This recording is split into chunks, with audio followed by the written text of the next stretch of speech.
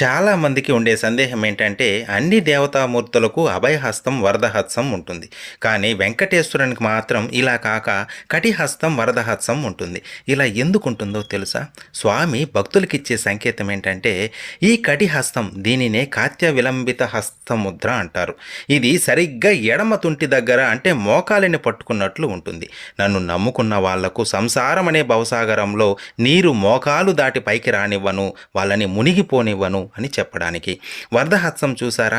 ఇది సరిగ్గా పాదాలను చూపుతుంది. నా పాదాలను నమ్ముకున్న వాళ్ళకి వాళ్ళ భారాన్ని నేనే మోస్తాను అని చెప్పడానికి. చూడండి ఈ హస్తాల వెనుక ఎంత అర్థం ఉందో.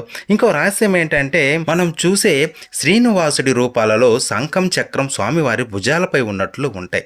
కానీ నిజమేమిటంటే స్వామివారికి 2 హస్తాలే కాక ఇంకో 2 హస్తాలు ఉంటాయి. అవి వెనక నుంచి శంకు చక్రాలను మోస్తూ ఉంటాయి. అవసరమైనప్పుడు ఆయుధాలను ధరించి భక్తులు